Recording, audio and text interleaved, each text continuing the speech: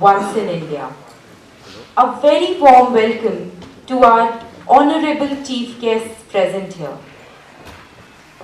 Mr. Ram Bahadur Rai ji, Mr. Abhijit Gokhale ji, Ashok Tiwari ji, Mr. Chetan Joshi, and the writer of this play, Padmashree DP Sinha ji. I would request all our honorable guests to kindly come on stage for the lamp lighting ceremony.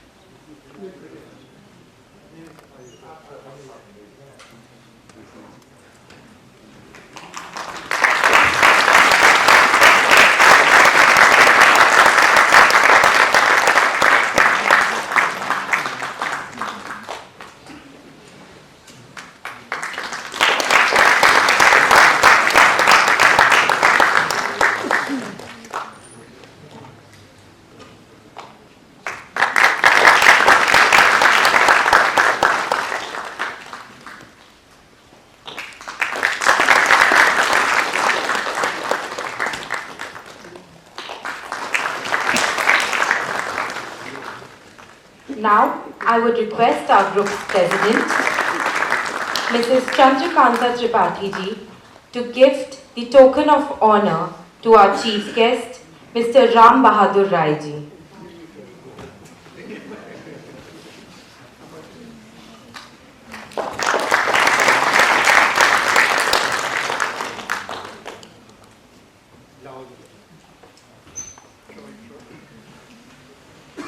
Now I'll request Mrs. Agesh Nag Saxena ji to give the token of honor to Mr.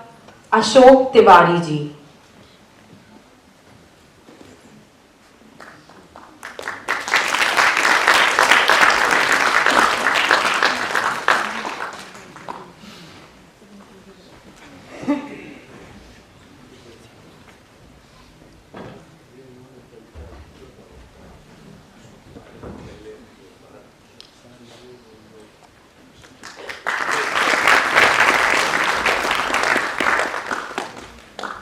I would kindly request our group's treasurer, Mr. Sirat Saxena ji, to give the token of honor to our honorable chief guest, Mr. Abhijit Gokhale ji.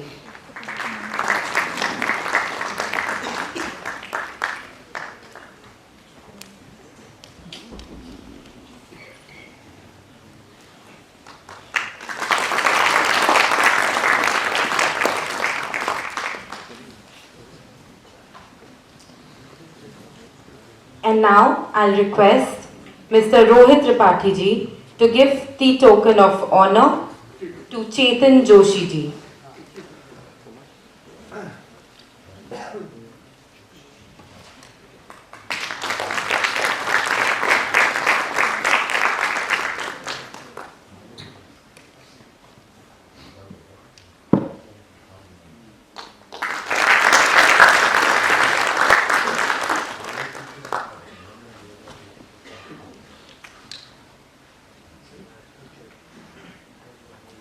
With this, we conclude our lamp lighting ceremony.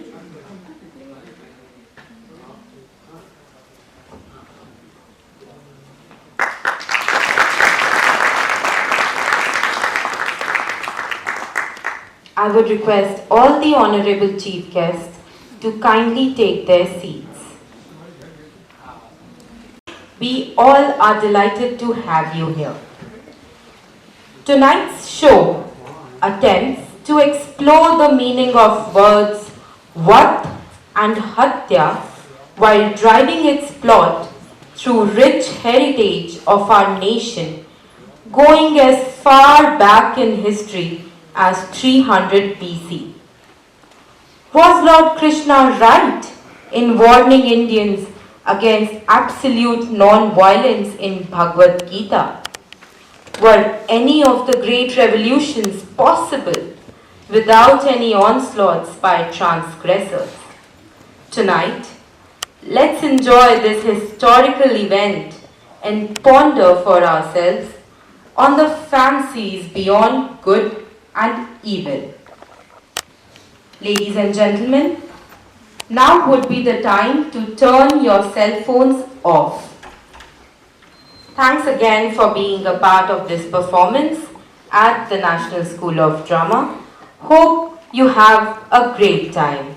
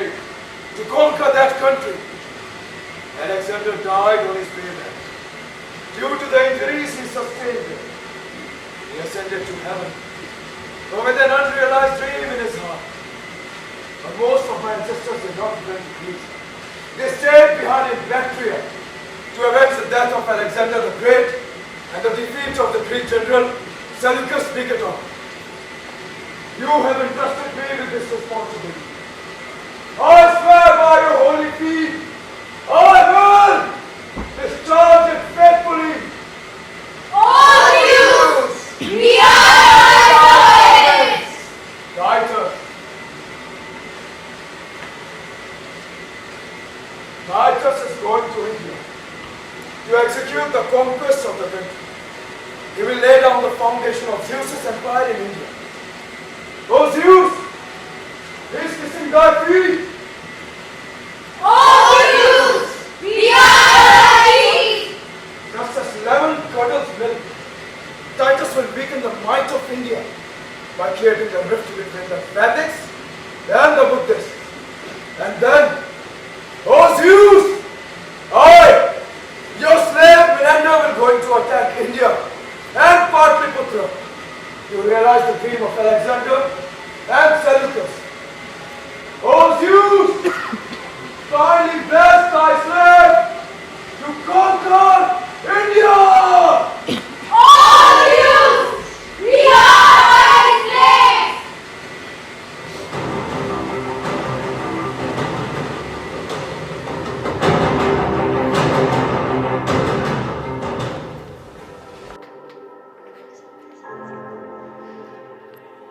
Menedorus! Where is my Chiva?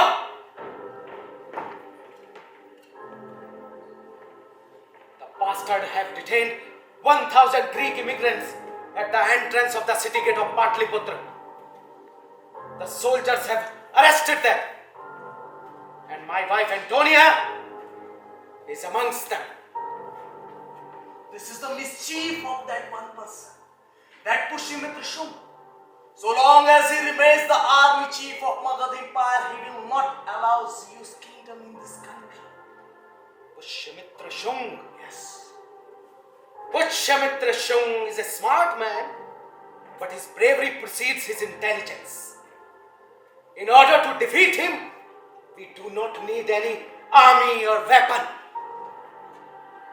Just manipulate the beast enough so it bites his own tail. And what about the Indians?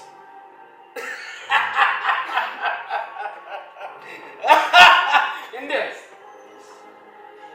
Herodotus, tell me one thing. What a common folk of any country want? Tell me. Illusion of money is a trick. Quite ordinary though, but it is an effective trick. As long as our Indians are held busy counting the gold coins, we do not need any fear from them. Now hand me the mala. I am Buddhist monk now. Buddham Sharanam Gacchami. Buddham Sharanam Gacchami.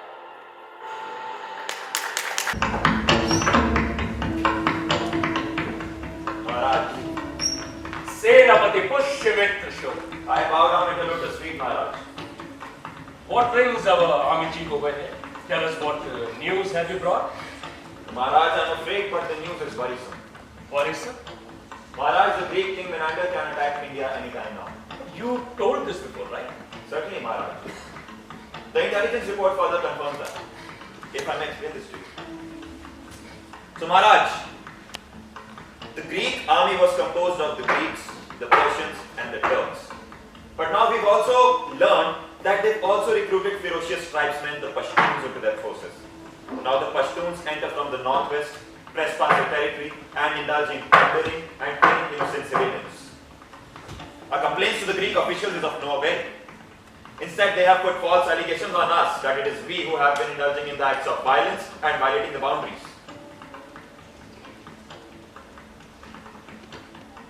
Maharaj,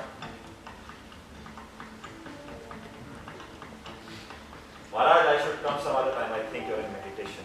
Keep speaking, Senapati. Please, keep speaking. I'm listening. As you desire, sir. Senapati, I have taken birth into this world. But while doing everything that this world demands of me, my plan always remains at the feet of Buddha. I am aware of that, sir. Yes, I am a king. But my heart does not rejoice in the battlegrounds of war. It is the dhamghosh that we Buddhists enjoy. I am a Chakravarti king because I have turned the wheel of righteousness and taken refuge in Buddha. You continue with what you were saying. Continue. Maharaj, the Greek king Menander is planning to attack India. You told this before, right? What else do you have to say? Maharaj, we have to do something about this. History will not pardon us if we sit quietly. Destiny has entrusted the responsibility of defending and protecting the country to you. You may realize that invaders may attack us, violate our homes, violate our women, hang our youth to death. It is better to commit suicide instead of witnessing such a possibility, Maharaj. No such thing will ever happen, Senapati. The Greeks will never attack us. I know this. Certainly, Maharaj. Whatever is going to happen in the future, I come to know beforehand. I hear an inner voice and get to know everything. You're great, sir. Huh? You're great. Don't worry at all, Senapati. Don't worry at all. Whatever I say is inviolable and it is bound to happen. There is one more piece of information, Maharaj. Now, what else is left to be said, Senapati? Maharaj, a group of 1,000 men and women have entered India, and they are all illegal infiltrators. They have reached the boundaries where they were accosted and arrested. They have been arrested? Certainly, sir. They have been arrested, Senapati? Why? What have they done? Huh? What have they done? All right, you tell me. Was there any violence? Have they killed someone? No, Maharaj, but they have entered illegally by crossing the boundaries. Boundary? What boundary, Senapati? What boundary? Did Buddha make these boundaries? Oh, those Greeks, they are neither guilty of any bloodshed, nor of any looting, yet they have been subjected to the torture of prison. No, no, Senapati, no, we cannot inflict such cruelty on non-violent people, we cannot. Maharaj, they have entered illegally. They are infiltrators. You have to understand, Maharaj. Buddham sharanam gacchami. Buddham sharanam gacchami. Welcome. Welcome, Dharma Hamatra Bhadyara. You have arrived at an opportune time. What is command, Maharaj? Our army chief is saying that a group of Greek immigrants has reached Patliputra. Illegally. Maharaj, my sister Antonia is part of that group, Maharaj. What? Your sister? Yes, Maharaj, my sister Antonia. Kante, your sister, she is in prison? Oh, this is grossly unfair, Kante. No, Senapati, no. She has to be released. Certainly, sir, her sister will be released. What about the other Greeks, Maharaj? They have come to seeking refuge with you. And it's your dharma to protect those who come to seek refuge with you, Maharaj. And what if the infiltrators keep violating Indian boundaries? Then? Boundaries? Where are the boundaries? There are no boundaries. Dharma has no boundaries. Lord Buddha said, Bahujan Hitaya, Bahujan Sukhaya. Oh my monks, go into all four directions for welfare and mankind and happiness of the people. There were no boundaries for Lord Buddha. Many such settlements of illegal Greek immigrants have come up in the modern empire. And Maharaj, every such settlement has a Greek temple. Every week, the Greeks assemble there to... Maharaj, they assemble there for pray, to receive the teaching of non-violence, kindness. No, Maharaj. They assemble there to dream and plan the Greek takeover of India. That's lie. That's the truth, Maharaj. The secret intelligence report further confirms that. Maharaj, Senapati is Indian and Vedic. He hates us because we are Greek and Buddhist. Senapati!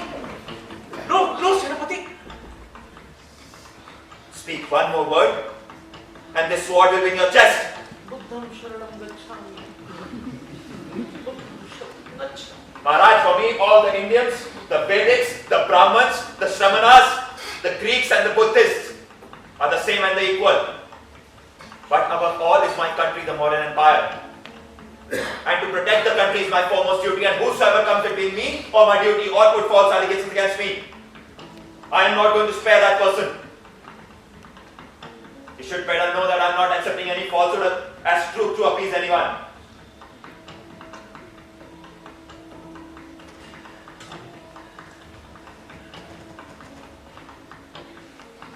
I agree with you, Senapati. I agree with you. Dharma Bhante Anand has unwittingly accused you. Please forget about this and release all the Greeks. As you command, Maharaj, but What? Dharma Mahamatra has to apologize first. My heart is full and overflowing with the kindness. Non-violence is my religion. Please, don't listen to my words, Senapati. Look into my heart. Apologize. My heart is broken. Bhante, apologize. Apologize. The Greeks will be released, Maharaj. I beg your permission to leave.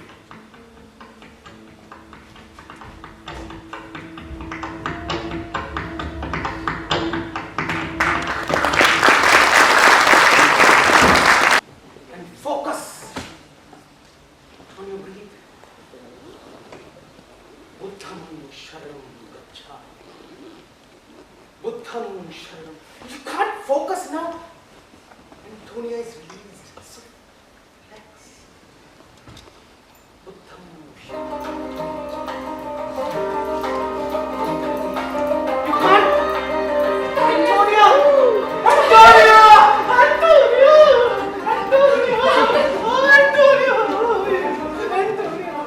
Oh. I'm so happy to see you back. Come too. Finally they released you. Oh my God. Oh my God, Antonia. What are you wearing? What are these clothes?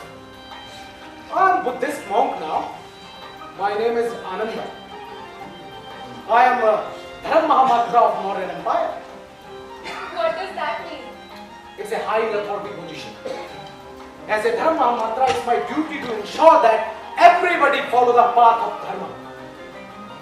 I can go to any house, any home, any shops, any office without any restrictions. But you look so funny. What are you wearing inside? Let me see. You want to undress me? Don't you feel shy? Well, I am your wife. I can certainly undress you. Antonia, please don't. Antonia, I'm feeling embarrassed, Antonia. Come on. Please. Okay. Okay. Okay. Oh, that's fine. You're happy? You're happy? Oh. You're happy now? Now this is my typist, my handsome Greek soldier. India's made you a billionaire, huh? I've made a huge palace like that of the kings in Bactria. From the gold that you sent me from here. Did you find a very treasure trove somewhere in India? It's a miracle. It's a miracle of this dress, Antonia. It's a miracle of this dress. Oh. Mm. When will we go back? Not now. But when? Not now. When will we live in our palace? Like king and queen? Antonia, first we will live like a king and queen here. In Pataliputra. I don't understand. Listen to me carefully. You know the king who sits on the throne of Pataliputra? It's a damn idiot. Fool. The hypocrite want to show to the world that after King Ashok, he is the only one who is great. Well, if the king is like that, then why do the people not throw him out? Antonia, this is India. People are like that. They tolerate everything. Injustice, tyranny, they tolerate everything. What are you planning to do about it? It's not me. It's you who has to do something. Me? Yes. What can I do? Beauty. Beauty is the weakness of the king. Any beautiful woman can ensnare him with her charms. And considering your voluptuous, enchanting disposition, things should be an easy prey. So you think I'm voluptuous and beautiful? Absolutely! More than all those women you keep chasing? More beautiful than any. Well then, rest assured, your work will be done. Antonia, we Greeks do not have enough stand to avenge the defeat of Xanthus in the battle. But what we have brain, we have cunningness. I have sowed the seed of discord between Buddhists and Vedics. Soon the division will widen. They will become suspicious to each other. They will mobilize against each other and become each other's enemy. Is all this even possible? Why not? It is possible. I foresee the day when group of Vedics will come and looking for Buddhists. And as soon as they found one, they pounce upon him like a hunting dog. Buddhists will not remain quiet either. They will come out with daggers, thrust into the body of Vedics. Mixed blood of Buddhists and Vedics will flow onto the streets. They will torch each other's houses. The darkness of the death is everywhere. I will bring the doom of death into this country. And then King Mininder will arrive. Pataliputra will be under our dominance. Yes. The Greeks will conquer Patliputra. But I want to know, when will Titus conquer Antonia? She will be conquered today. No. Right now. Now, Antonia. Come on, Antonia. Oh, Mahava. I was waiting for you actually. King Mininder sent you letter, Royal Highness. What has Mininder written?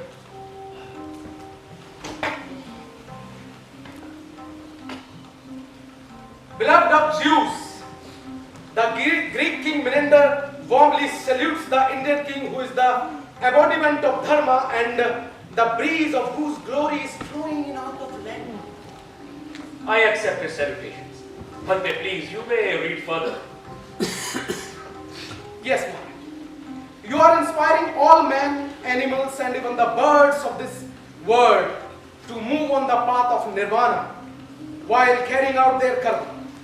You have opened schools, distribute money amongst the poor and food amongst the hungry of the country. All Greeks feel gratitude towards you. We want to install your statue in our capital. With your permission, a group of Greek sculptors will reach Patliputra very soon to fashion a statue of you. All Greek are your friends, your friend forever and well-wisher, beloved of Zeus King Mininder. The Greek king Mininder wants to install my statue in his country? Yes, Maharaj, for he's seeking your auspicious presence for good luck and harmony. All right, Bhante. Send him my consent. But there is one condition. Only one condition. Bhante, there should be a canopy over my statue. I do not want any birds who may sit on my head and... I'm speechless. What a royal wish you have, Maharaj. What a royal wish. Yes, certainly I will convey your royal wish to me. Thank you, Bhante. And Maharaj, there is a more letter from Upendra, our physician in Bactria. Oh, yes, I believe that the hospitals maintained by us in the Greek capital must be doing very well, Bhante. Maharaj, Vaidya Upendra informed us that we need 20,000 gold coins immediately to keep running that hospital. 20,000 gold coins? Yes, Maharaj. But Senapati Pushyamitra Shoghi questions why we should spend our gold on the Greeks. Are there no poor in India? Maharaj, it is a sin to look for thine and mine in the act of fighting, you know. When sun rises, it doesn't see where its rays are reaching. It lights the whole world without any discrimination. Similarly, yours, Maharaj, your compassion has no limit. It's for entire humanity, Maharaj. Yes, yes. And Yes, Maharaj. is that not the name of your Yes, sister? my sister, yes, yes. But Bhante, you said that she will come and meet us today. She is outside waiting for your permission, Maharaj. Bhante, then please go and call her. Maharaj.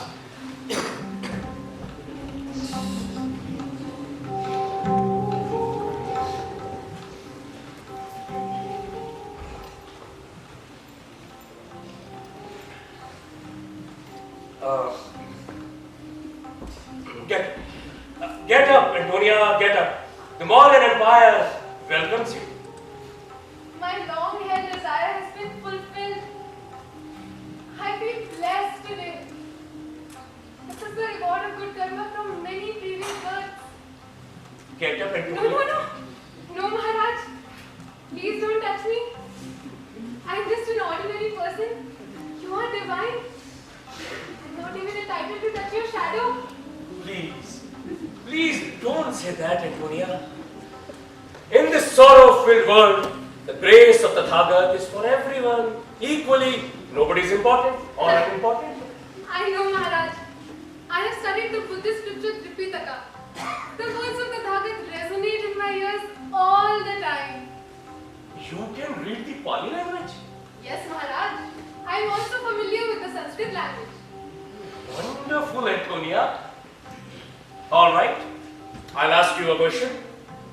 Tell me, do you know the names of the rivers of India?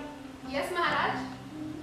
Ganga, Yamuna, Saraswati, Sindhu, Brahmaputra, Narmada, Krishna, Kaveri. All right. And the mountains? Himalaya, Vindhyachal, Malayachal, Mandarachal, Mahendragiri. Amazing, Antonia. Amazing. I have never seen a woman as learned as you. Bhante, you are very fortunate that by the grace of the Thagat you have such a brilliant sister. Brilliant as well as beautiful. This is the kind grace of the Thagat, Maharaj. Oh, yes. Antonia, my Prime Minister, he passed away a few days ago. But I have not appointed anyone in his place yet. Why not? I did not find anyone appropriate to appoint. But now I have found the right person. Well, then he must be appointed immediately. Who is he? He? Well, that person is you, Antonia. No, Maharaj. I'm not worthy of such a prestigious position. Kindly excuse me. Antonia, listen. I have taken this decision to appoint you as the Prime Minister of this Mauryan Empire after deep contemplation. This is your greatness, Maharaj, and I am deeply honored. But how can I? Junior, King's desire is order for us, and we cannot disobey him. I cannot even dare to disobey the Maharaj's orders. I can only petition. Maharaj, I request you kindly release me from this order, Maharaj. I am not worthy of this position, Maharaj.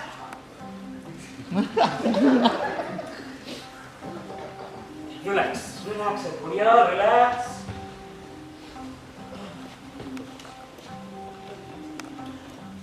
I release you from my office. But you have renounced such a great honor. Antonia, history will remember you as Saint Antonia. Go. I release you from my orders. Maharaj, before I take your I have to mention but one thing. Yes, what is it? While preparing to leave for India, during my meditation in Gandhar, I saw a flash of light. And then what? Then I saw a divine image.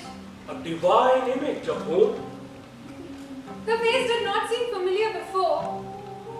But as soon as I saw you today, Maharaj, I knew that it was you, Maharaj, who had come to bless me during my meditation. Maharaj is omnipresent, na? Many places at the same time. You have been specially blessed by him. Huh? I have to ask only one thing of Maharaj. Yes. Go ahead, Antonia. Maharaj already told you, na? I am such a lowly person. I feel very hesitant to ask something of such a godlike king. Please, don't hesitate. Make your request. Maharaj given you permission. Huh? Maharaj, I would like to meditate in your kind presence so that I may be blessed by the vibrations emanating from your meditation.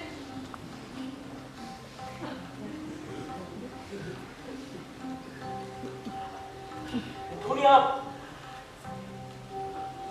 I accept your request.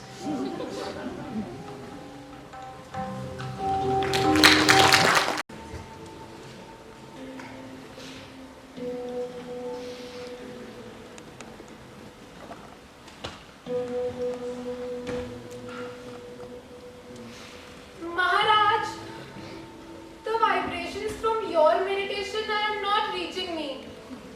You are too far. I'd like to come a little closer, with your permission, of course. Granted.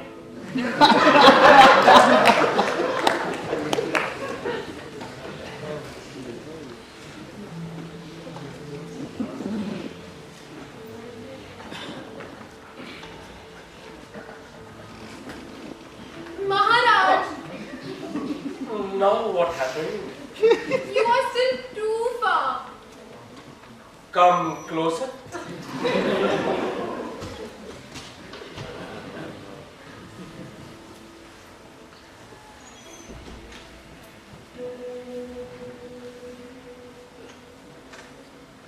Maharaj, have you heard of Shaktipat?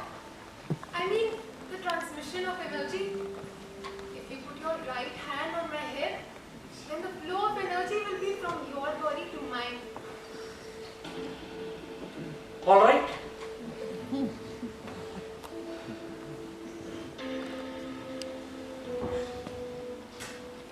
Oh, what a divine experience! It seems as though a fountain of electric sparks is emanating from your hand. The electric sparks are slowly,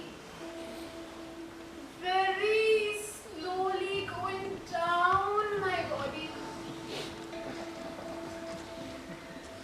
First my head, forehead, eyes, nose, lips, neck, breasts, and further down. Oh my God, I cannot bear it anymore. This will burn me up. Antonia, this fire is burning me too.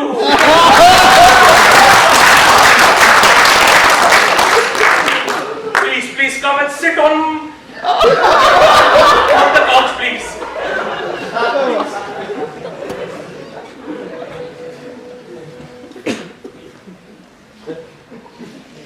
Yes, now I'm receiving full energy from your body.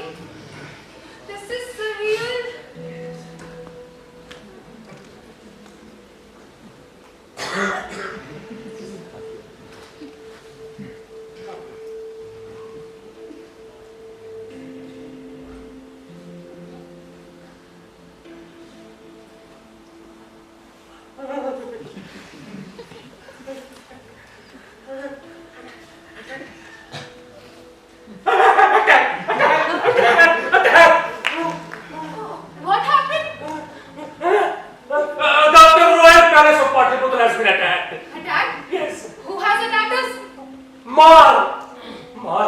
Mar. You know, the Thagat, he conquered Mar. I also have to conquer Mar. Who is Man? You don't know who is Mar? Mar is he's the god of sexual desire, of lust. Where is he? I don't see him anywhere. Yes, Antonia, you're right. He cannot be seen, but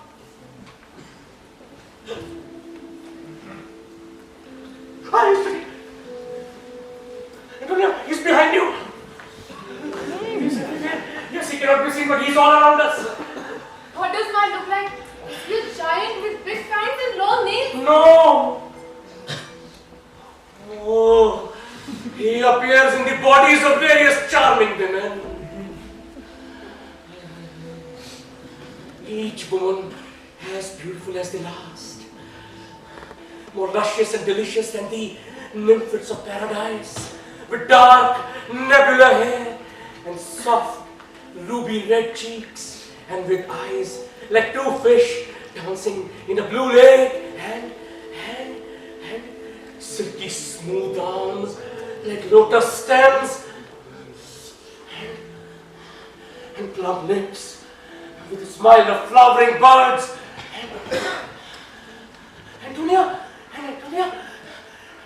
bees, two bees sitting on white, blooming lotus flowers. Antonia, the beauty of Mar is very terrifying, very terrifying, very terrifying. Maharaj, what is happening to your hand? Nothing is happening. So, see, nothing is happening.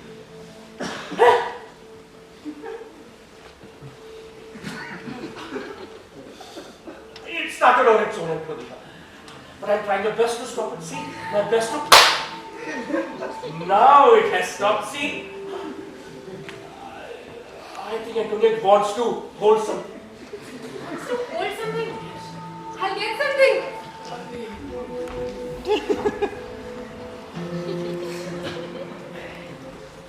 Here, Maharaj. Hold this one.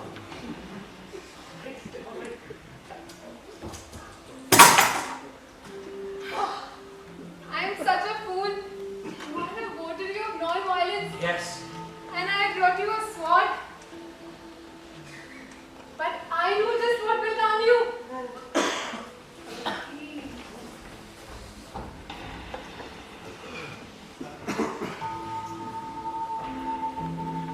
Here, Maharaj. Hold this book. Oh, yes. The book seems to be all right. Oh, now what should I get for your restless hands?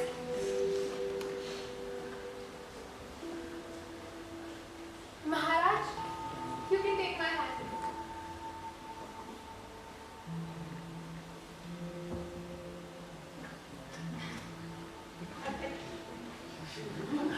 Antonia, see, it has started to move again. Please. Let it be. I will not give you my hand. Oh, please, Antonia. No, your hands are shameless and obstinate. Antonia, please. You are so demanding. All right. Take my hand. See, Antonia, see, holding your hand, my hand has stopped moving. This is the grace of Shakti part, progressing through our bodies. Let us behold our devotion to this devout practice.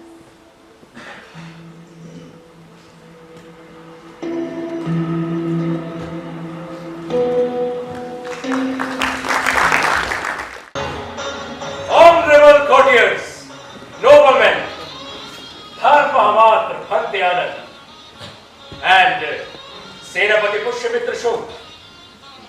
Today I have summoned this royal assembly for an important declaration. My father, like Prime Minister, went to his heavenly abode last month. He was also the Prime Minister of my late father, King Shatadhanush. In the place of an experienced, competent and faithful Prime Minister, whom should I appoint? That was the problem I faced. But by the grace of the Thagat, that problem was naturally solved. when I happened to meet Arya Antonia.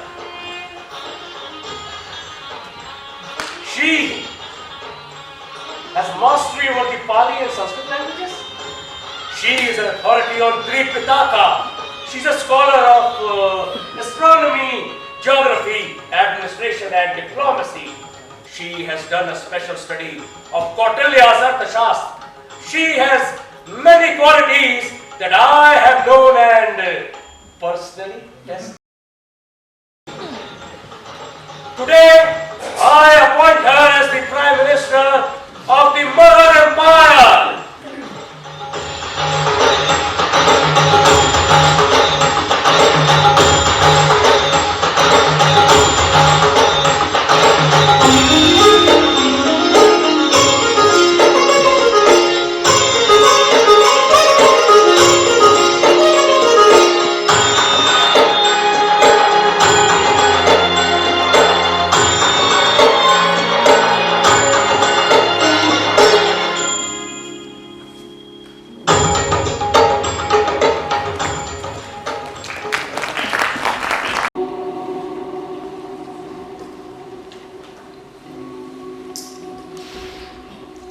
Welcome, Prime Minister. Welcome. Welcome, please. You asked me to snare the king. That damn fool. And I have done that.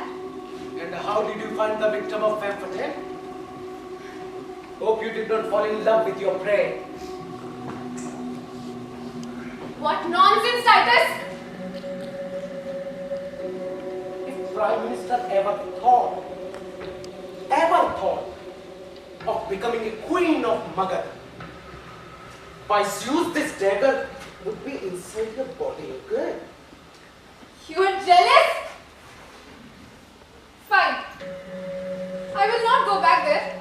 I will resign from my post. I didn't As mean that. I said, I will not go back. I didn't mean that. I don't want to hurt you, Antonia. I went there only because you asked me to. I went there only for you. I didn't send you there for myself. I sent you there for Zeus, for Greece. We have to realize the unfulfilled dream of Alexander.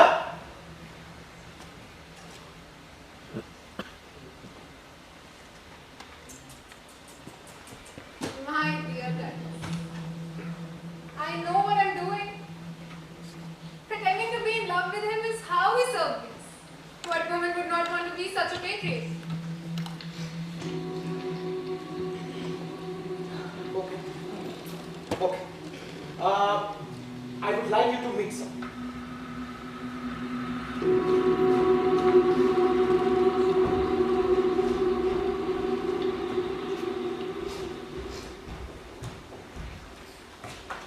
Where is Batuk? Poor soul Batuk is off. He is from Nepal. Due to some accidental injury in army, he lost his voice and job too. Now he's unemployed and with no source of income. Oh, Butter. When were you injured? How long ago? That too. It seems like blow to his head took more than just his voice. But I have chosen him for your security. He will always accompany you. And meanwhile, you will not be able to understand our conversations. I doubt it. Your mind is truly the abode of the devil. But he can read. If you want to tell him something, just give it to him in the writing. He will understand. I'll show you.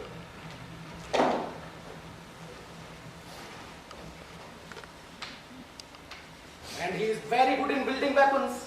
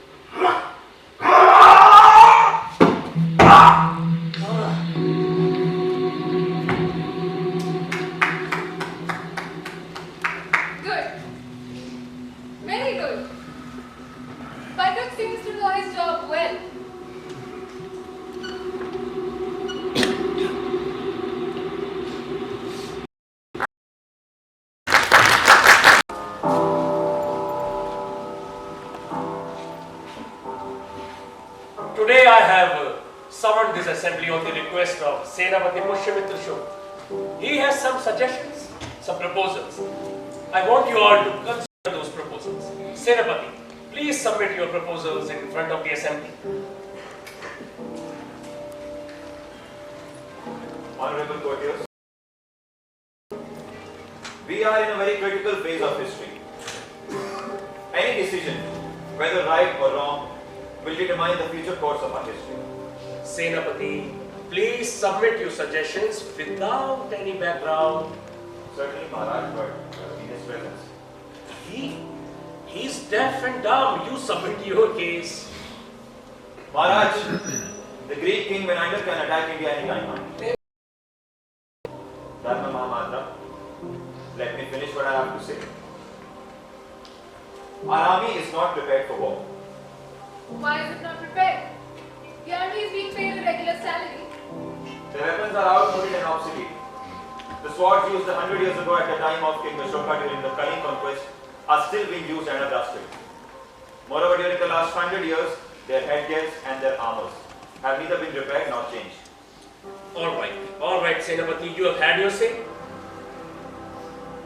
Does anyone else has anything else to say? How about you, will say? Maharaj, how much will it take to re-equip the army? About 200,000. 200,000? Minister Srivadra, do we have that much in the royal treasury? Well, this is a large amount.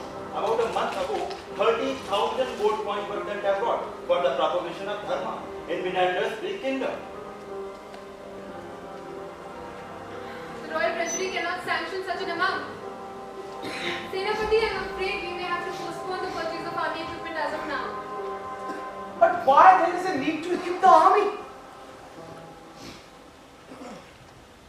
If such an amount cannot be sanctioned all at once, can it be done in installments? What are you suggesting? Maybe 20,000 immediately and rest in the due course. My basic questions remain unanswered. Why we should equip the army? Because we have an army. Why do we have an army? Because the Greek king Menander has an army. Shall we do all that the Greek king does? We should do everything what other kings do. All kings wage wars. But King Ashok did not wage any war after Kalinga conquest. After him, no modern king ever waged war. Our Mahabharata too did not wage any war. So what is the purpose? To keep an army. We do not need any army. We need an army for defense, not for aggression. Defense? Defense from whom? You don't know the power of non-violence, Senapati. That's why you always talk about army and weapon. True. I'm not aware of the power of non-violence. You may kindly teach it to me sometime. When soldiers of the king failed to arrest Killer Angulimala, Lord Buddha himself went without any weapon, armed with non-violence. And Angulimala fell at the feet of Buddha. Those were in ancient times. I cannot see anyone who has such Buddha-like powers today. Don't say that. Never say that again. We have amongst us the almighty powerhouse of non-violence.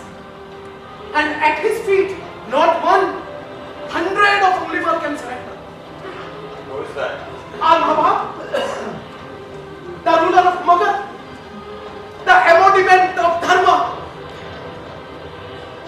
Maharaj, you should understand that the Greek king Menander has completed all his preparations to invade India. We are continuously getting such reports from the northwest. Are we going to welcome him when he come and invade us? Senapati, what you are saying is based on the intelligence reports that you have received. But Prime Minister Arya Antonia has set up a parallel agency to, collect intelligence. And according to her, the Greeks are preparing to wage war against the Parsiks in Iran, not India. Why? And Maharaj, he is absolutely right. Why they attack India? We send them 100,000 of gold coins to run the hospitals, schools, construct well, road, and distribute amongst the poor. Yes, Bhante. Menander, he is our friend, our well-wisher. And the group of Greek sculptors, they are reaching shortly. they will be making a statue of our king to be installed in city square of Gandhar. Bante, a statue of our king is being made. Yes. By the Greeks. Yes. This is a matter of pride for all of us. Maharaj's glory has reached beyond our frontiers into distant lands. Maharaj may kindly recall the letter from our physician from Gandhar. He asked for 20,000 gold coins. If you permit, the amount may be sent. No, Maharaj. Our people should not starve to feed any possible invaders. First equip the army, then give it to charity. I am firm in my conviction.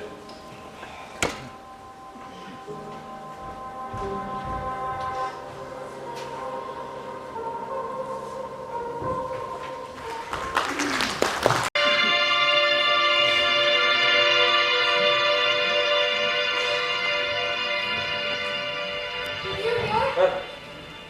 Someone broke into the Zeus temple last night and tried to put the altar on fire. Yes, I know.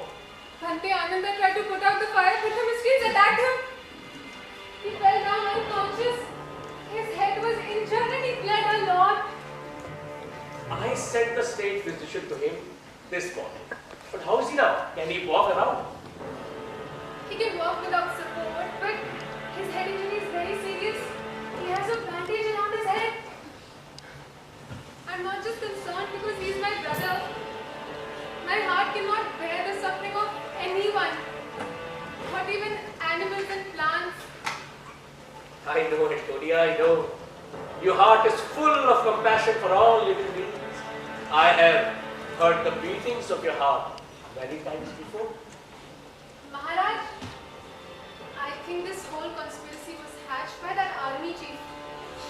He neither likes the Greeks nor the Buddhists. If allowed his way, he will drown them both in the river Ganga and shout his Vedic way, Har Har Gange! Oh, right. All right, Victoria. You say the miscreants set the CS temple on fire around midnight. Yes, sir. The curtains were burned. Even the wooden frame of a door caught fire. You know, yesterday evening, that is 6 hours before the incident, I received an intelligence report from the army chief that some Greek leaders have conspired to set their own Zeus temple on fire. Why? Why will the Greeks arson their own temple? So that they may arouse the sympathy of the common people and malign the Maulian army, and its army chief pushed him into the show.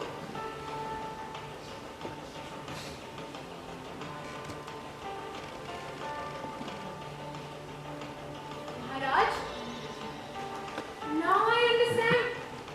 It just dawned on me that this whole conspiracy was hatched by the army chief. In the evening, he sent the intelligence report to Maharaj about the Greeks. And then around midnight, he set fire to the Zeus temple. Maharaj, this was all his mischief. Relax. Relax, Antonia, relax. I have sent for Pushyamin and also for Tharvama. They both might be sitting outside. Please go and call them in. Better go and call Pushyamitra and Bhante Ananda. I always forget that he's deaf and dumb. I'll get them.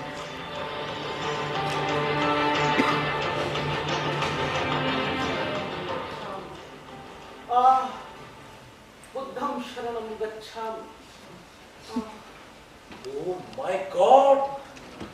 Bhante, you are severely injured. Don't worry about me, Maharaj. I must have injured someone in my previous birth. This is the return of that karma. But Bhante, I fail to understand why anyone would arson the Zeus temple. After all, the Greeks are such peaceful citizens. Maharaj, one of the four noble truths propounded by Lord Buddha is that life is full of suffering. This is the misdeed of some misguided and ignorant people. But I have forgiven them. You may kindly forgive them also. Who should be forgiven, Bhante? Who? First, I should at least know the name of the culprit, so that he may be forgiven. Whosoever he may be, Maharaj, I just forgiven them and But I haven't forgiven them. They should be. punishment is also violence, Maharaj. And we Buddhist monks only know kindness, non-violence. Maharaj, I was told in advance about the Greeks' conspiracy to arson the Zeus temple. Senapati, it is also possible that you yourself got the Zeus temple set on fire. And to shift the blame on the Greeks, you sent me that intelligence report in advance. That is possible, Maharaj, but it should be investigated. Absolutely. Bhante, what do you have to say in this regard? Maharaj, inquiry is unnecessary.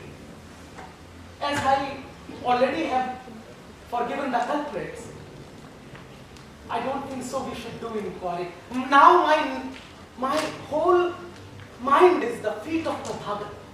And let me remain there, Maharaj. Maharaj, I would like to say something.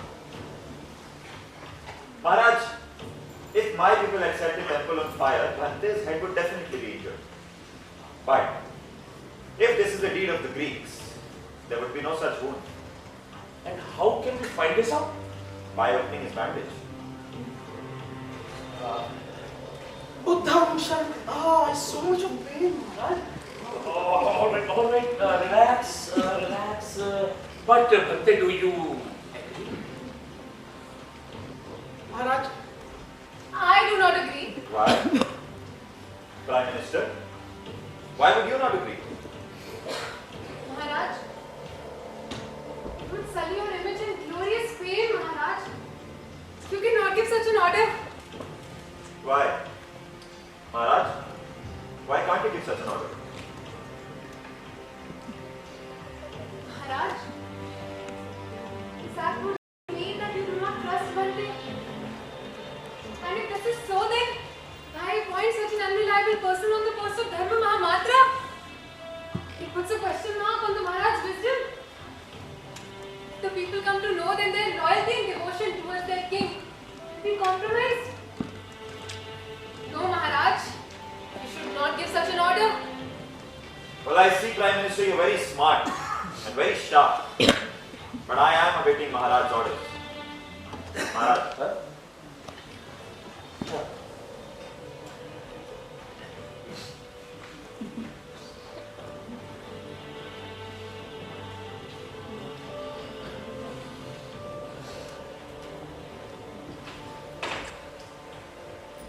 Senapati or Bhante, who is truthful and who is not?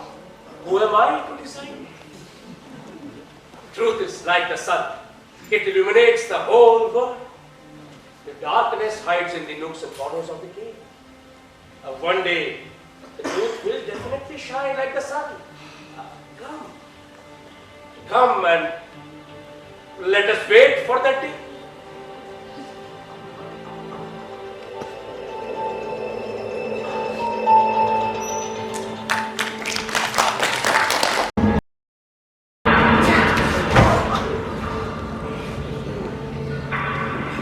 bastard.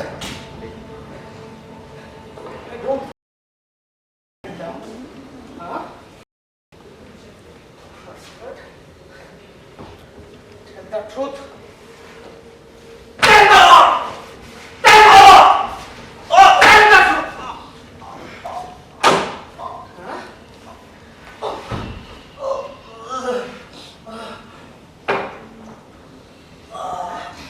Tell me the truth. You can't hear, huh? You can't hear, huh? Huh? You can't hear. So then, no use of this, huh?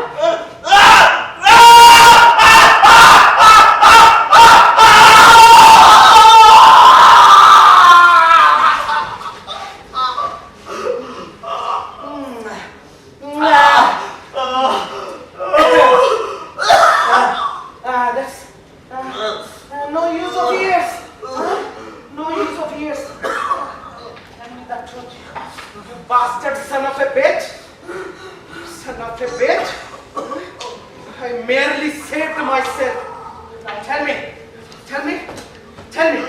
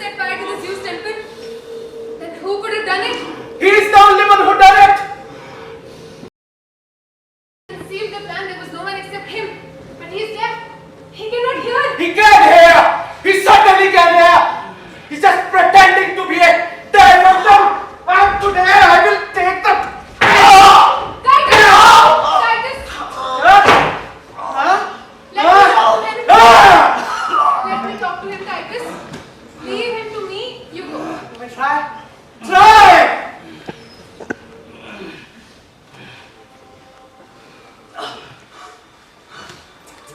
Oh my God. Your back is so badly bruised.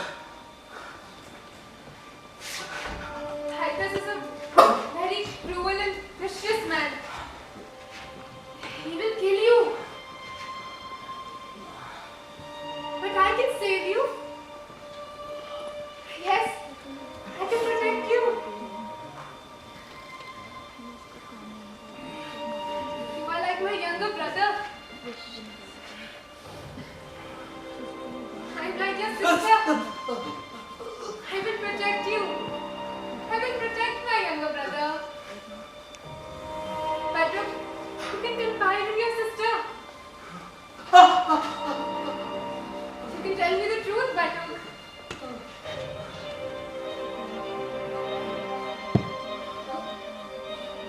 Tell me the truth.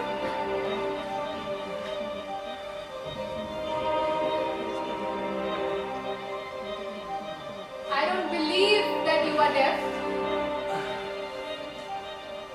If you were deaf, then the conspiracy between Titus and me would never have reached a third person.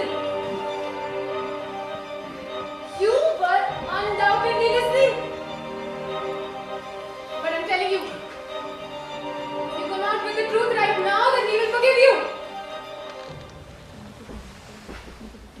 The Greeks also believe in forgiveness. He will forgive you. Just tell me the truth right now.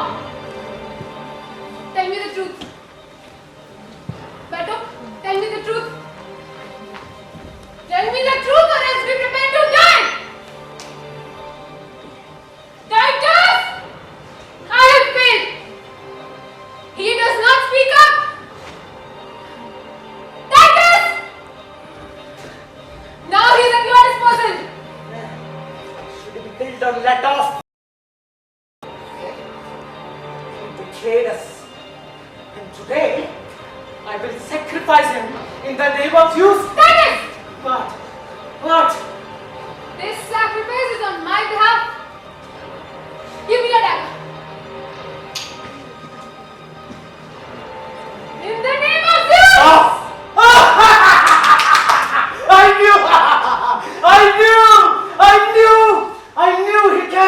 I knew he can. I was right now. The dog is barking now, huh? Barking? Huh? I was right. I knew you can. I knew. Life is dear to everyone. I don't want to save my life. Really? Yes. But before dying, I want to tell you that you will never succeed in your missions. What else you want to tell me before you die? Huh? That the dream of Alexander to conquer India will never be realized. You will not be able to avenge the defeat of Mr. Titus. Why? Why not? Because hundreds of thousands of youth have sworn to sacrifice their lives in defense of their motherland. That's why, Mr. Titus. That's why. You people regard the earth of this country as your mother. Yes. You want to sacrifice your life for your mother. Yes! So today I will fulfill your dream, huh? Today I will fulfill your dream. Batuk! I'm not Batuk. Huh? My name is Priya. Oh, you're Buddhist. Yes. Oh, I'm also Buddhist. Oh, we are nothing against you. Oh, I'm sorry. I'm really sorry. We have nothing against you. We are friends of Buddhists. Huh? Our quarrel is with Vedic people only. We are friends. We are friends. Huh? I'm against you because I am Buddhist.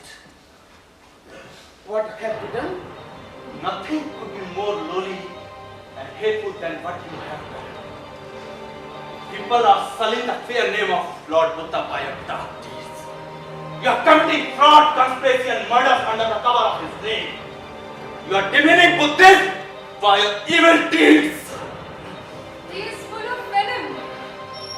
Let us. We may be Buddhist or Vedics, but first of all, we are all humans. The eyes that see us with enmity will be plucked out. The hands that attack us will be chopped. And the legs that marching towards us will be cut off. That's enough! Ah! One more, one more. One more, one more. Yes, yes. Too much. Long live Zeus! Long live Alexander! Long live Seleucus!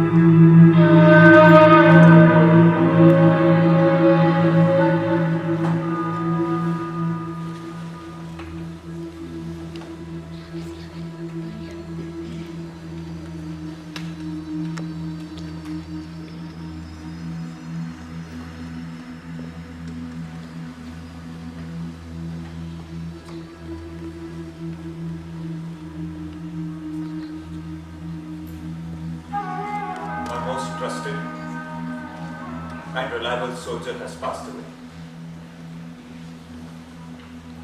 Where did he find his body? Along the banks of the river Ganga. Where? Where along the banks of the river Ganga? The entire city of Patliputra is along the banks of the Ganga. I meant to say, How far from the Zeus temple? Not very far, sir. Along the bank? Along the banks? Into the sands near the water? No, sir. Along the river stream. In the thicket.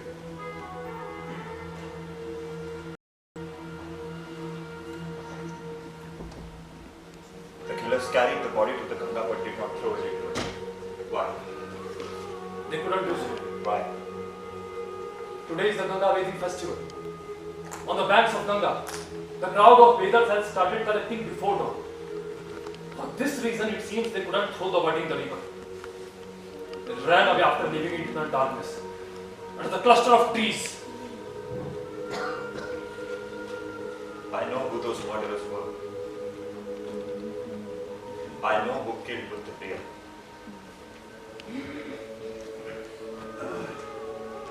But his sacrifice will not go waste.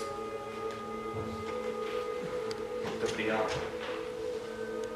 I swear on the pious river Ganga that I will avenge your death. I swear.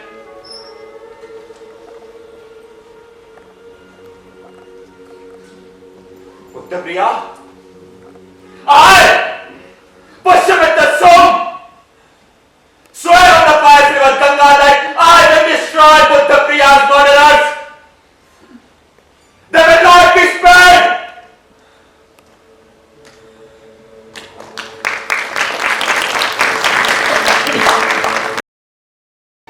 Antonia, the magic of your beauty has made me your slave. You are not the slave. It is me who your feet. But I did ask you to do it. You're massaging my feet on your own. Oh, now what happened? I'm not your slave anymore. Yes, you're not my slave. You are my lovely, lovely lover. A moment ago I was your lover. Now I'm not. Now I am the Prime Minister of the modern empire. My lover as well as my Prime Minister? Yes. Then how can a woman be both at the same time? Why not? How? Listen. When I am your lover, I am not your Prime Minister. But when I am your Prime Minister, I am not your lover. Understood. But how would I know when my doe-eyed, dear Antonia is my lover and when she is the Prime Minister? This, of course, you should know. After all, you've seen and explored me so much. All right. Understood. Right now you are the Prime Minister? All right, Madam Prime Minister. What are your orders for this king? The Prime Minister does not give orders. She only advises. Then what is her advice for this king? The Prime Minister is very unhappy to see how the army chief insults the king. He is very arrogant. He dares to argue with the king. No, Antonia, it is not so. If he doesn't insult, then he definitely disobeys the king. Antonia, he is my childhood friend too. In fact, his father was also the army chief of my father. He doesn't he should at least sometimes obey you. 20,000 gold coins had to be sent for our hospitals in Gandhar and Bactria, but could not be sent only because of the objection of that one man. Yeah, I myself have not given those orders so far. If I decide to give the orders, the army chief will definitely comply. I know this. Then give the orders. What are you waiting for? The Prime Minister should know that the army chief is loyal to the king. All right, Madam Prime Minister, I will give the orders. See, I have given the orders. Oh my, Antonia, your earrings are very beautiful. You know, when the tint of your face so delicate, it shines golden hue of these earrings, I am reminded of that Greek song. You are a big liar. What happened? You promised to get me bangles and necklace from Mysore to match these earrings. I did? Oh yes, don't worry. I'll get those soon. When will that soon be? To work with a stick in my hand. No, my Antonia will never get old. Just as the old wine gets more intoxicating with time, so will my Antonia's beauty. How has this happened? The Prime Minister was just here. From where has your lover suddenly emerged? I didn't follow. Your lover is very shameless. She arrives uninvited. The Prime Minister was not finished with her discussion of state matters. Is that so? All right, Madam Prime Minister. My lover, come and go. Go and come back when invited. See, she's gone. Welcome, Prime Minister, Mauryan Empire's Prime Minister. Welcome. The Prime Minister has arrived. Oh, what is your command, Madam Prime Minister? Please. Listen to me carefully. This is not a joke. All over the world, the flag of Mauryan glory is unfurling. You know, Okay. because the Mauryan Empire has no enemies. Buddhist monasteries established by it are serving the poor and orphan all over the world. The kings ruling far and wide regard you as the reincarnation of Lord Buddha. But the nations, burdened by the weight of your generosity, ever attack you. Never. Then why is the money getting wasted on purchase of army equipment? This money is spent for the welfare of the people of the world. Then the spiritual merit will accrue to the king. Yes. But Why did King Ashok declare not to wage wars in the future? Why did he choose to spin the wheel of dharma instead of beating the drums of war? It was only for the sake of this spiritual merit. Then why should you fall back from the cause of dharma? Is it only because of that one man, that is the army chief. But the army is with you. They are loyal to their king. Just there once and say boldly in the assembly of courtiers, since we do not have any enemies, we don't need an army. Reduce the army strength by 1/4.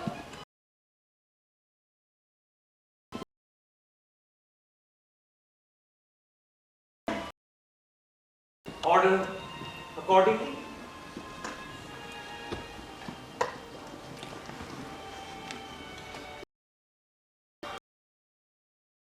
On. And your lover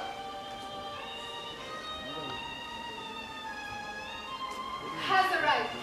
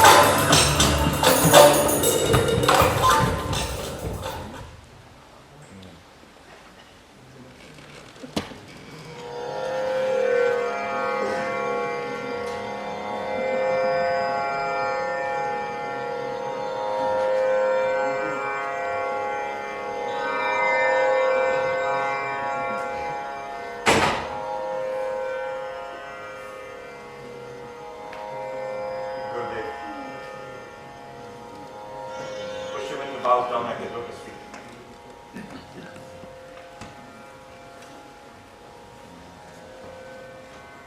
Be victorious.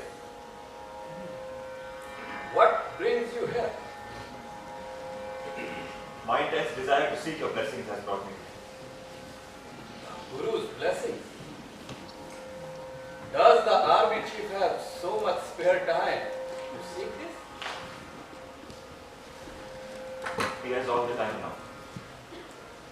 He will complete his yoga lessons from his guru. He will withdraw from the affairs of this material world to realize the next step of meditation and enter the deep samadhi, the eternal bliss. What am I hearing? Ignoring the concerns of all the country and the nation, Pushyamitra is seeking samadhi. Salvation is goal of all the human beings. It's mine too. No. Salvation is not your goal. You are not an individual. You have an obligation towards all the country and its people. You are responsible for the salvation of millions of Indians. What do I do, Gurudev? I'm helpless. I've received an intelligence report that Antonio and Titus are conspiring to dismantle 1/4 of the army. They've also involved other ministers and courtiers into the plot. How is this possible? Right then. It is hard to resist the glitter of the gold. And the king? The king. The king is bewitched by the magic of Antonio. He regards himself as half Greek. He claims that he has the blood of his ancestor Chandragupta, who defeated and married his daughter. It is for this reason that he is not willing to believe that they can ever invade India. What has the army chief decided? The demoralized modern army could not be able to resist the Greeks' aggression because they have outmoded weapons.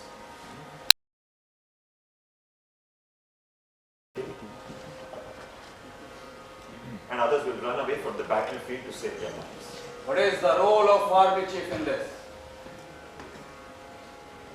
I'm seeing a cruel bloodshed. Cruel bloodshed. The Greeks' bloodthirsty swords slashing the necks of the Indians. Men, women, young, old, nobody escapes the mayhem. No one. The Greeks' blood-stained shoes advancing onto the pious land to enslave it. They're setting fire to Indian homes. And those who try to escape are hunted down by the lancers. The Indian women are shrieking. There is no one to save their honor. Where is the army chief? Away from the worldly turmoil in a cave of a mountain, enjoying the eternal bliss of deep samadhi. Pashyamitra, Patanjali is ashamed of his disciple.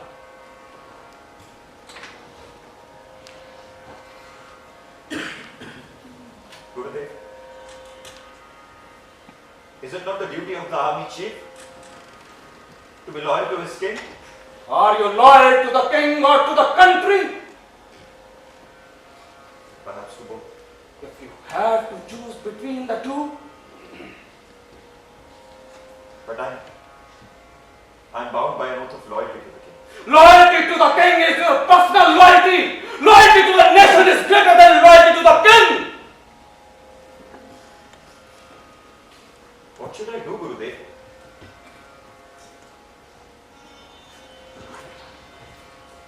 You should choose your own path. How? How will I succeed in proving my loyalty to the nation when 1/4 of the army is dismantled? And how will the demoralized army prove their loyalty to the nation without modern weapons? I will not answer you. You have to find your answer within yourself.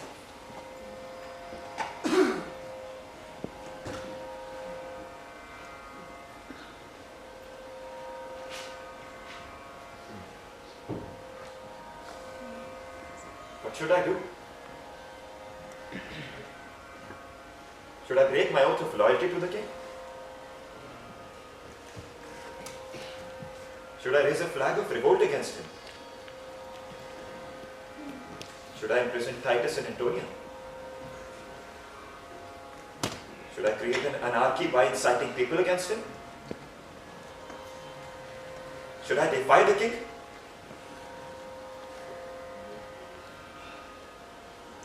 And invade the territory of the Greeks?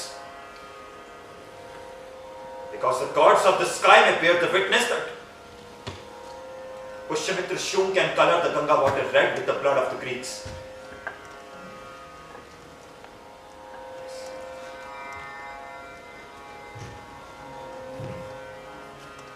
Gurudev, I've heard the clarion call of the motherland, Gurudev. Kindly bless me. Yoga karma sukashna. Yoga is dexterity in action. You must choose your own path.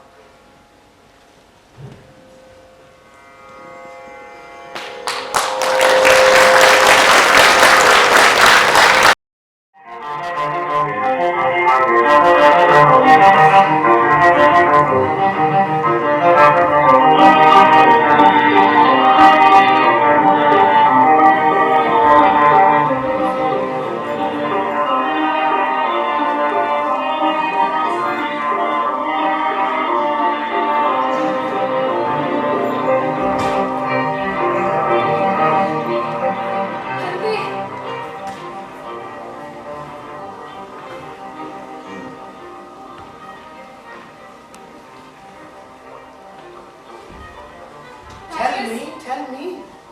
Titus, I hope everything is alright. Everything is okay. Don't worry.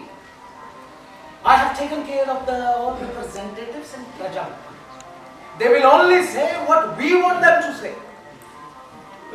Good. But how did you do it? The lust for the gold has once again overcome the passion for loyalty. But the army chief refused the offer, didn't he? Is no amount good for him? Why could you not convince him? He's the only one who is escaped out from our net. But don't worry, Titus will not give up easily.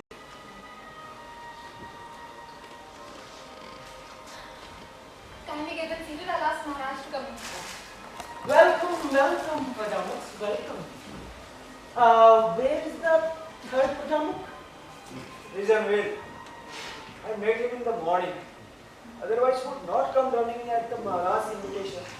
But you two invited us. We had to come. Please.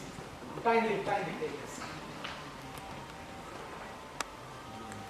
We said. I have come as well, We I said. have come as well, After all, I am your devotee, just as the king himself. He will advise whatever you want. No. We all are bound by a truth. And our advice should be strictly based on the truth. Huh? Kindly, please.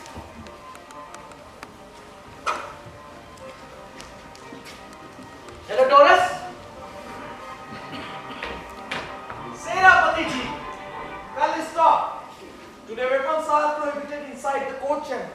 So please give it to me. They are prohibited, but not for the army chief. You are a new soldier, a Greek. You are not aware of the state protocol. Carrying weapons to the court chamber is Senapati's prerogative. Yes, this is true. But for today, there are special orders. What orders? Those of the king himself. Today's meeting is extraordinary. Even Senapati cannot carry arm too. Please, give it to me. It is my duty to follow the king's orders. Bante. Senapati, kindly take your seat. Attention! King of the Maurya Empire, Maharaj Bridrat is arriving!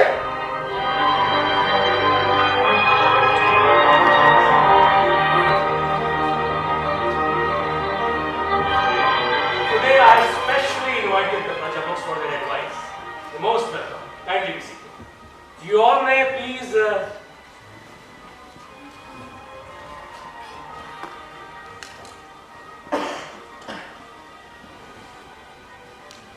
The glory of our king has spread all over the world. He is a renunciate at heart. He sits at the throne of Patliputra only for the welfare of the people. In a few days, Maharaj will leave for a retreat to the Buddhist monastery for 4 months. During his time there, he will not speak to or meet anyone. He will only meditate. Yes. And in my absence, Prime Minister Arya Antonia will look after the state affairs. She insists that I retreat only after making certain crucial decisions on some very important matters. That is why I want to consult you all for the same. Prime Minister, please put up the matter up for discussion. My salutations at the lotus feet of Maharaj. Honorable courtiers, everyone here knows that the Magadhan Empire has no enemies. Our king's message of love and compassion has spread all over the world, even in the faraway kingdoms. How true. An army is needed to defend against enemies. Since we do not have any enemies, we don't need to defend ourselves against anyone. Then what is the point of having an army? You are right, Prime Minister. Bhante Ananda has suggested that the army may be dismantled. And the money that we spend on it be spent for the welfare of mankind. Maharaj, I would Yes, Senapati, please go ahead. Maharaj, in international politics, the enemies, the foes, the friends keep changing. Today's friend may become an enemy tomorrow. We cannot risk tomorrow's security today. Maharaj, the very moment we think our friend can become a foe tomorrow, it's a doubt of seed is sown against our friend. And from there onwards, our friend changed to enemy. We have to change our thinking, Senapati. Bhante, you have spoken very rightly.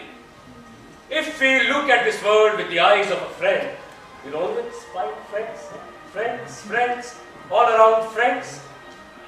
But if we look for enemies, we'll only find enemies. What a profound statement, Maharaj. So the enemies who asked the Zeus temple was of your own creation? We are speaking at a philosophical level, not about the Zeus temple. Senapati, your heart is full of violence. Well, it is natural. You are a soldier. But to realize the power of non-violence, one has to emerge from the limitations of violence. Sinatra did conquer Kaling, but to win their hearts, he had to have recourse to non-violence. Yet he never dismantled the army. If non-violence is in our hearts, then it will automatically resonate with the hearts of our enemies. Prime Minister, what if the Menander, the Greek king, invades India? They will not attack India. How many times I should tell you? So then we should welcome him with open arms. Maharaj, the Greek king, our friend, they put it to our king. They will not attack us. They are making statue of our king and installing in Kandahar and Bactria. Even powerful armies surrender before the strength of non-violence. Maharaj, if such a large army is dismantled, there will be great disaffection. No food will be cooked in thousands of homes. How would the families survive? After retrenchment, the soldiers will have plenty of work to do. Thousands of acres of land is lying barren. The soldiers could make it cultivable. They could grow food for the poor countries of the world. Yes. And in the Prayag city, there is going to be a Kumbh fair. Tens of thousands of people will assemble over there to bathe in the holy rivers. The ex-soldiers can take care of the law and order situation over there. They can sweep the roads. They can clean the toilets. And they can do, what else?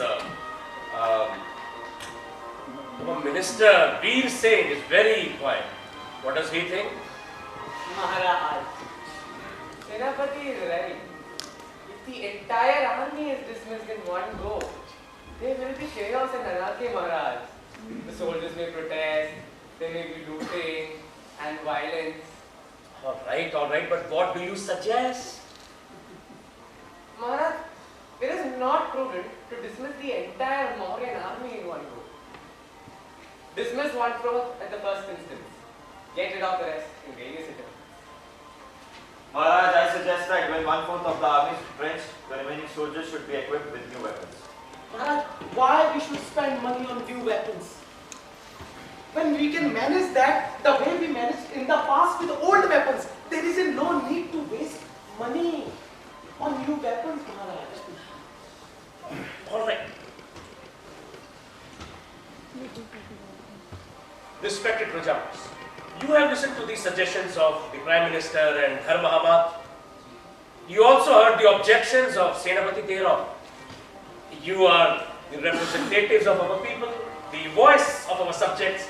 We are awaiting your advice.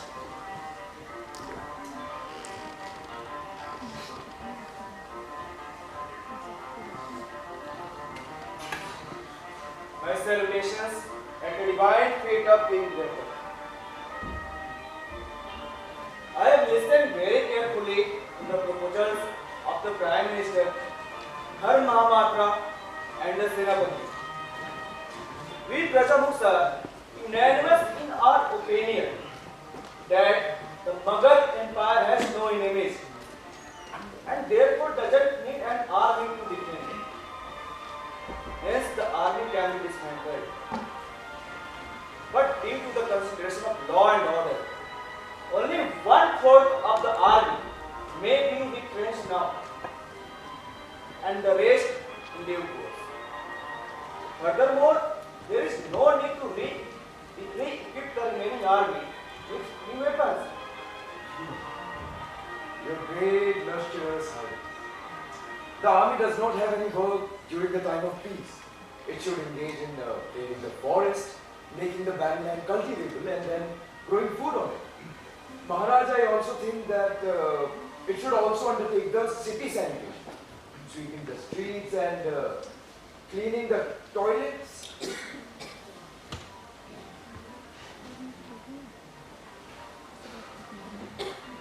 Maharaj, we are here to serve the people. And I have utmost respect for the voice of the people. And I bow in front of their representatives. I withdraw all of my objections, Maharaj. Yes, I have no objections. Now the decisions of the king, who treats his subject as a father treats his children, would be the only command for me. Thank you.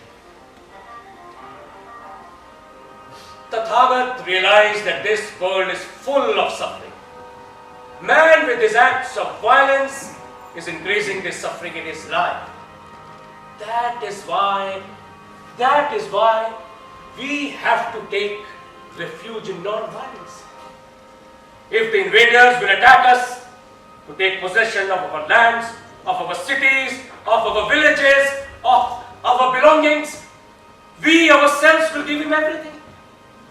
He will not resist, because we will not face him with swords.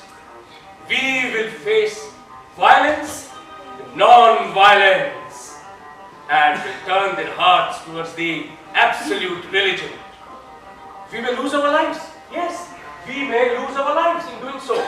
But fear not, my fellow patriots, as death in non-violence is an ascent to eternity.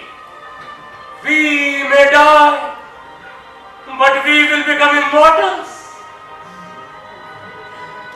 We will become immortals. We will. What a profound statement, Maharaj. What a profound statement. As stated by the Prajamans, 1/4 of the Mauryan army will be retrenched, and the remaining soldiers will engage in social work. And when this is done, then I will retreat to the monastery on the next full moon night. No, Maharaj. I would like to make a submission. Maharaj, the soldiers would like to seek the blessings of their beloved king for the last time before they get relieved from the armed service. They would like to surrender their arms as their first step towards non-violence in your divine presence, Maharaj.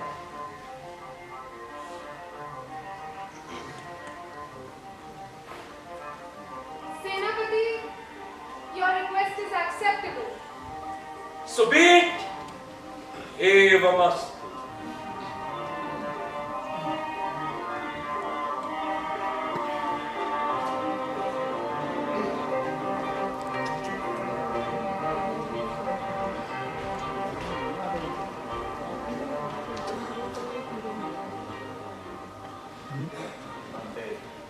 Prime Minister. Well, I was all determined not to let the army dismantle, but what? But after hearing Maharaj's voice, I was mesmerized. The person sitting before me, it appeared to me as if he was a celestial being. A god descended from the skies. I was blinded by the rays emanating from his halo. And suddenly my heart said to me, Pushimit, are you blind? Can't you see such a divine being in front of you? And I surrendered. I surrendered in front of him. At last, wisdom has dawned upon you, Senapati. Tathagat always protect those who come to seek refuge. True, Pandit. Very true. But your devotion to the king should be emulated by everyone. I bow in front of you both.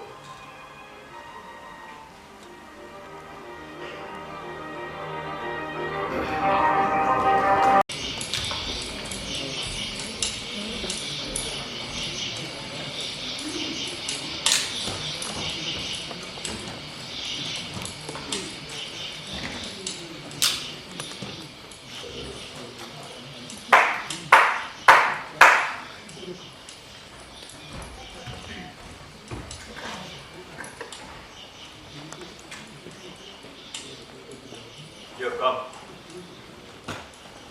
What is the news? What is the news?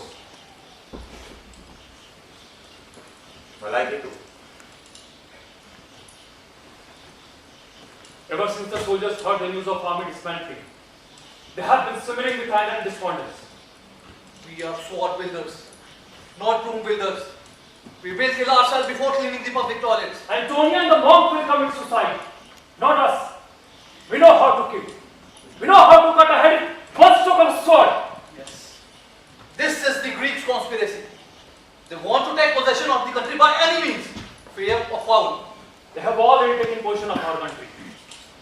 After Maharaja's retreat to the monastery, Antonia will rule over us. Maharaj, do you think he understands these people's cunningness? Brother, he understands everything, but he's helpless because he's infatuated with Antonia. She is a wish kanya, a poison girl sent to destroy the Indian king and India. We will suck her poison and her blood too. There is no use for blind fury. We have to decide what should be done. What does the army want? Army wants revolt. We want to set fire to the royal palace. Only the royal palace? Yes, only the royal palace. My spies has informed me about arsoning my camp.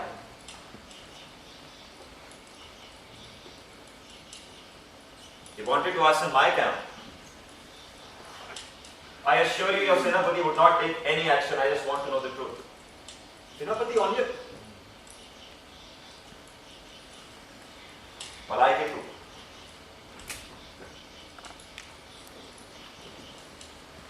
to. Senapati, that was momentary. Excuse us.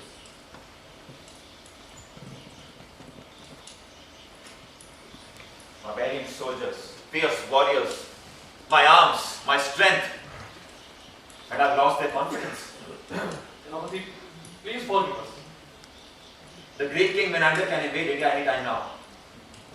Thousands of immigrants settling down in the country during the last 100 years are his spies. And as soon as the army dismantles or revolts, the Greeks will invade India. We know this, Senapati. So then this is the decisive moment. Because this day will go down in the history that whether Indians can keep their freedom intact or give it to the Greeks. And the responsibility is onto us, my valiant soldiers. So let's rise. Let's rise for the sake of our motherland. Senapati, kindly excuse us. We heard the news that you have entered into a deal. You surrendered to the Greeks, Antonia and the monks. You supported dismantling of the army.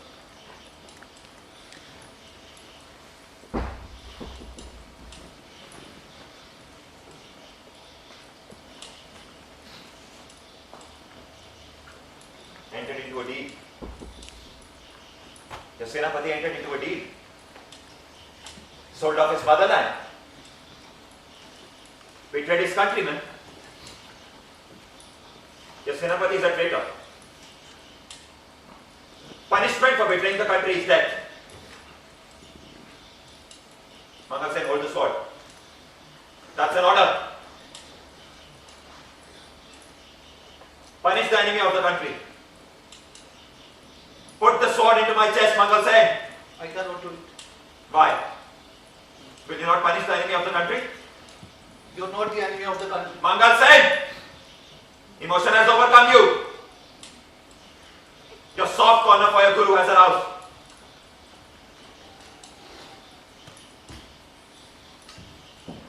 Hold the sword. Hold the sword. Punish the traitor. Senapati, I beg your pardon. Why?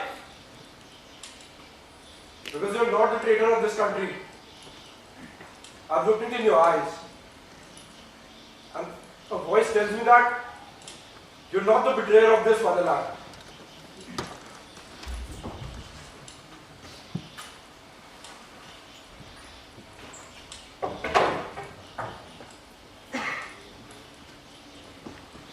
Get up.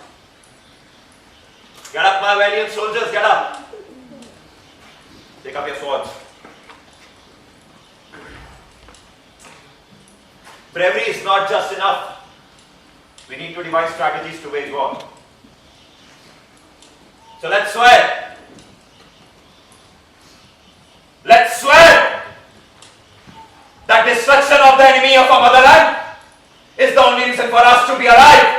Destruction of the enemies of our motherland is the only reason for us to be alive. Destruction of the enemies of our motherland is the only reason for us to be alive. Destruction of the enemies of our motherland is the only reason for us to be alive.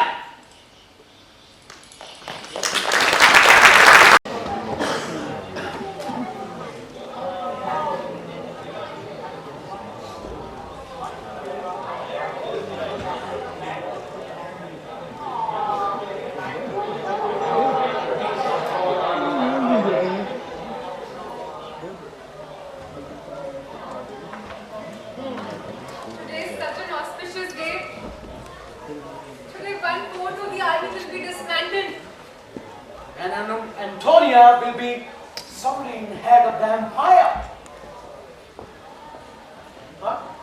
Only for 4 months. Although, it may also be that the king may never return. Who knows? Anything can happen. Anything can happen. One thing, Prime Minister. The soldiers are getting impatient to catch a glimpse of their beloved King Maharaj before getting relief from the army service. The fear what? That the army may revolt. How could they have revolted? Ever since King Ashok's time, they are on the path of dharma, non-violence, sang. So, One thing, Prime Minister. The soldiers will behold the king and be blessed by him. On behalf of them, I will surrender my sword at the feet of the king. And then they will keep their swords onto the ground in front of them and finally be relieved from the army service. what a golden moment.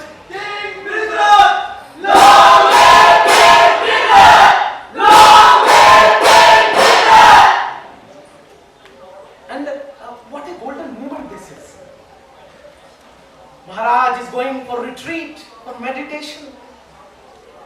And soldiers are surrendering their weapons and going on a path of non-violence. Certainly.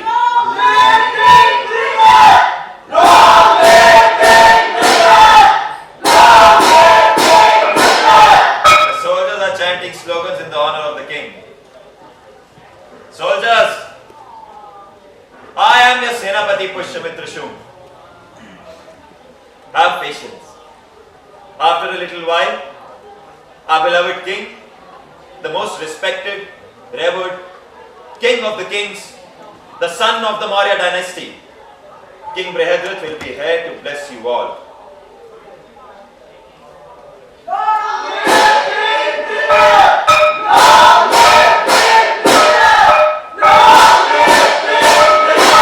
There, on the royal platform, are the Prime Minister Arya Antonia and Dharma Mahamatra Ananda. They are blessing you all.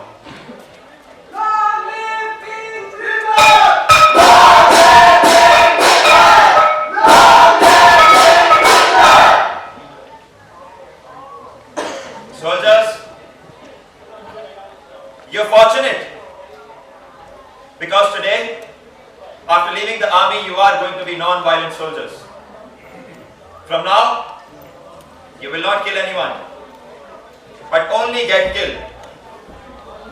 Because our Maharaj, our beloved king, has taught us that even powerful armies are ineffective in front of the might of the non-violence.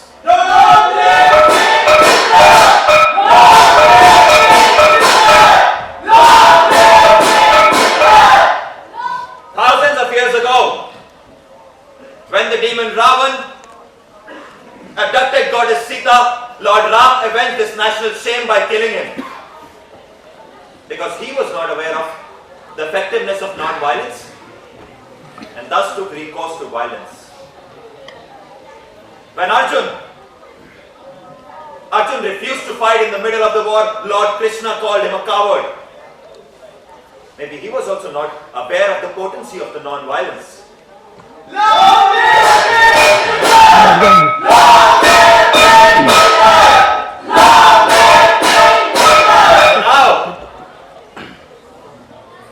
when the Greeks will invade us, Bhante will confront them with a group of monks and they will be vanquished. The Greek soldiers will be vanquished by the power of the non-violence of the monks. And if they put their naked swords forward, we have to put our heads forward to get killed. Because we can never hate them. Our hearts are filled with love. And our hearts will always be filled with love for them. And thus with non-violence, even in death, we will be immortal. Long live King Tripathi! Long live King Tripathi!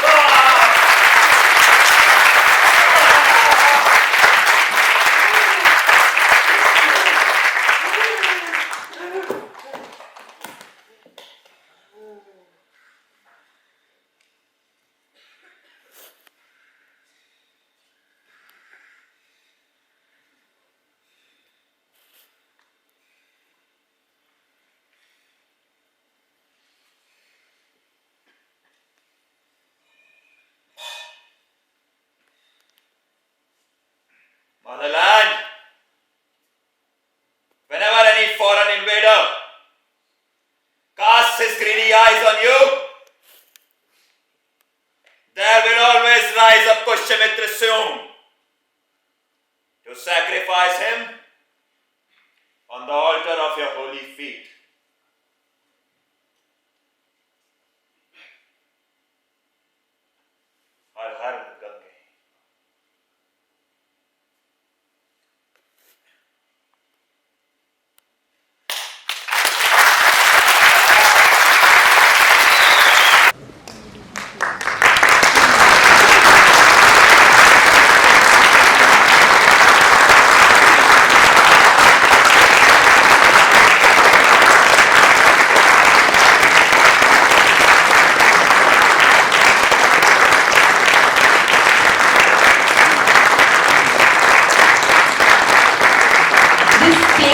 was a tribute to Honorable Amir Chandji, and it was granted to us by Ministry of Culture. We are highly grateful to them.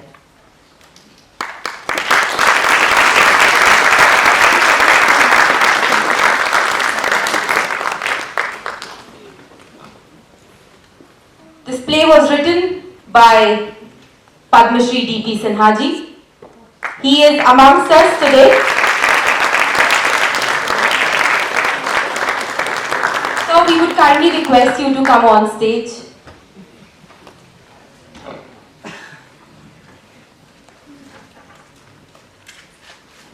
Now I would request my cast and crew to introduce themselves.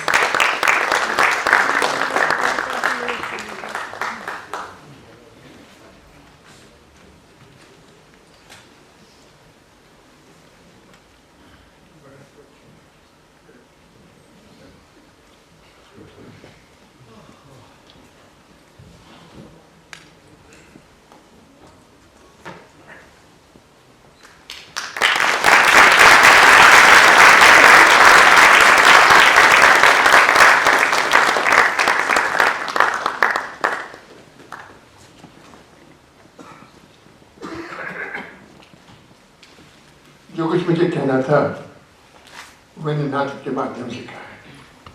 Show के माध्यम से। इसके लिए ताली बजाइए।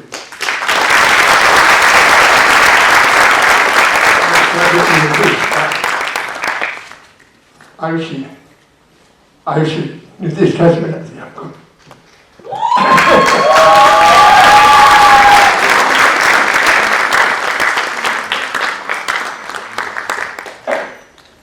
बच्ची वो त्रिपाठी की बेटी और इसके पैदा होने से पहले से वो त्रिपाठी हमारे एक्टर हैं।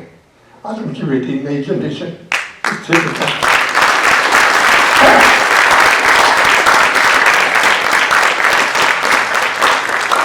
थिएटर की दुनिया में इसका प्रवेश है, इसलिए एक बार और ताली बजाइए।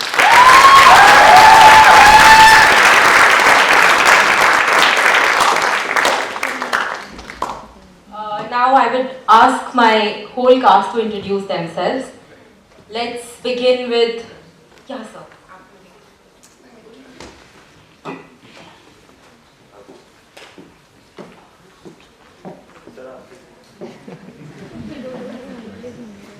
सब अपना नाम बोलिए। नमस्कार, मेरा नाम अभित सक्सेना है। विपिन कुमार।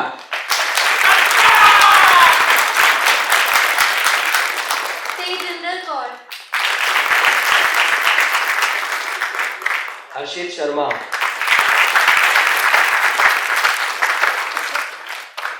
कौशल सिंह। सोमोजीत सिंह। एकता शर्मा। जोशी रावत। नमस्कार, मेरा नाम हैरी बत्रा। हार्दिक बुद्धगढ़। अंकित कश्यप। निशांत पल्लव। मनु झा। नमस्कार, योजन दत्त। नमस्कार, विनय। नमस्कार, सौरभ त्रिपाठी। विष्णु हरिकुमार। प्रतीक कुमार। तियारा त्रिपाठी। सरिता विजय कुमार। नमस्कार, देविका। नमस्ते, अंशु अरोड़ा। नमस्ते, प्रज्ञा पुष्कर। यशवी मेहरा। चारवी गोस्वामी। विनोद कुमार। नमस्कार, मेरा नाम नितिन पराशर है।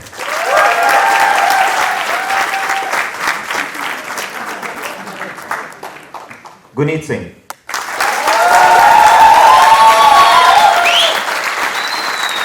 Now I would like to introduce the backstage crew. On the music we have Sayona,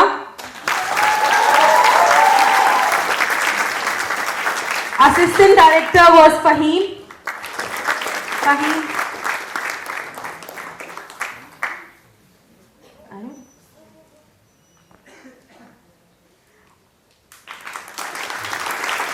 For the sets, we have Adrian. Come on stage.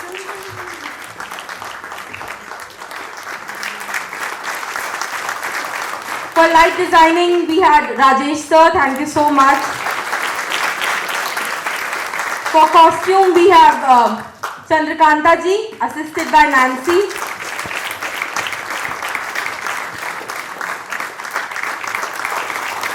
And I think I haven't forgotten anyone. There were so many people who helped to put this production up. और काफ़ी सारी हमें backstage भी help milli. I want to thank to NSD. Thank you so much for giving us the stage. Oh हाँ, makeup के लिए we have Mukesh Jha ji and मानवी जी. मानवी जी अगर आप हैं यहाँ तो प्लीज स्टेज पर आ जाइए.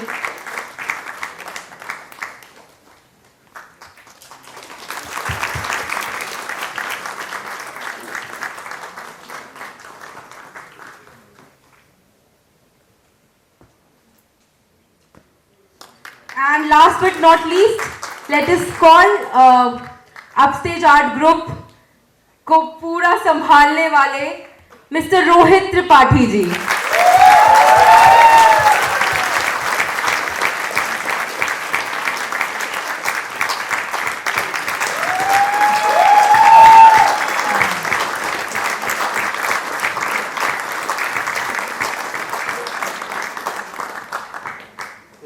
हम लोग कोविड के बाद ये हमारी कह सकते हैं कि पहली प्रस्तुति है. कोविड में भी हमने ऑनलाइन जो है लाइव परफॉर्मेंस की थी, लेकिन उसमें ऑडियंस नहीं थे, सिर्फ कैमरा था हमारे सामने. तो कोविड के बाद आज ये बहुत बहुत धन्यवाद राष्ट्रीय नाट्य विद्यालय का और यहाँ के स्टाफ का, जिन्होंने हमें ये मंच उपलब्ध कराया, क्योंकि इस समय दिल्ली में कोई भी मंच नहीं मिल रहा है. तो हम लोगों ने कोविड के अनुसार यहाँ पे अपनी सीट्स ली. बहुत बहुत धन्यवाद. हमारे संस्कार भारती के सुबोध जी और गोखले जी, तिवारी जी, जोशी जी, ये सब आए. इससे इस नाटक में और हमें ऊर्जा मिल गई. बहुत बहुत धन्यवाद सभी ऑडियंस का. बहुत बहुत धन्यवाद. दिनेश खन्ना सर भी हमारे साथ बैठे हैं. अगर वो भी अगर आज आगे आ जाते तो थोड़ा सा आशीर्वाद दे देते. इस तो